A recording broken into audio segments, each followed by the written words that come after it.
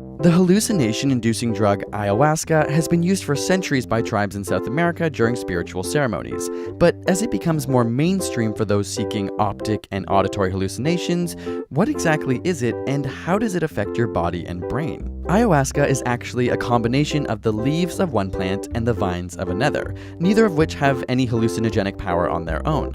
But the leaves do contain DMT, which is structurally similar to your neurotransmitter serotonin and to the chemical found in magic mushrooms.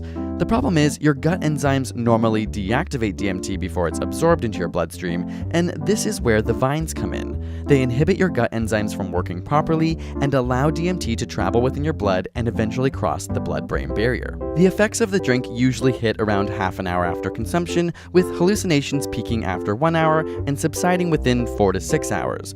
But these hallucinations are reported to be different from drugs like LSD and shrooms in that most people are fully aware that they're visually hallucinating.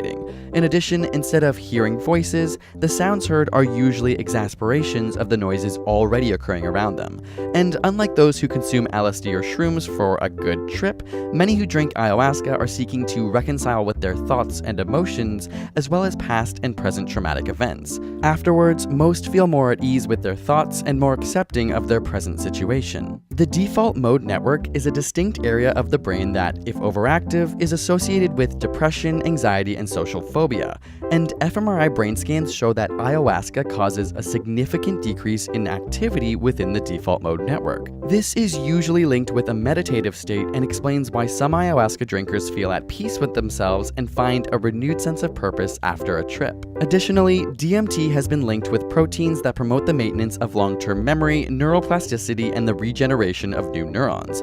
It can bind to specific receptors found in mitochondria and endoplasmic reticula, and may even have the potential to kill certain cancerous cells. On top of this, alkaloids from the vine have been shown to induce apoptosis in mice melanoma cells and certain liver cancer cells in humans. This is not to say that ayahuasca is a replacement for radiation or chemotherapy, but it may hold future possibilities for cancer research. Interestingly, unlike other drugs such as alcohol or cocaine, ayahuasca does not seem to create a tolerance, so regular drinkers aren't required to drink more in order to achieve the same effect experienced the first time. After consumption, drinkers usually suffer violent retching, vomiting, and even diarrhea, as the brew is extremely acidic, making an upset stomach normal even in experienced drinkers. And there is a dark side of ayahuasca too. Fatalities have been linked to its ingestion, particularly among tourists, though the manner of death is often undetermined. The increase in popularity has also given rise to fake shamans unqualified to create the brew safely. Ultimately, the data is currently too sparse to seriously consider ayahuasca recreationally, and more clinical trials are required to conclude whether ayahuasca is safe.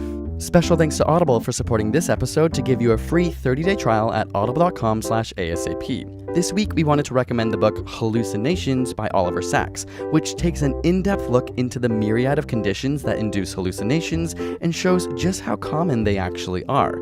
You can get a free 30-day trial at audible.com/ASAP and choose from a massive selection. We love them as they're great when you're on the go. And subscribe for more weekly science videos.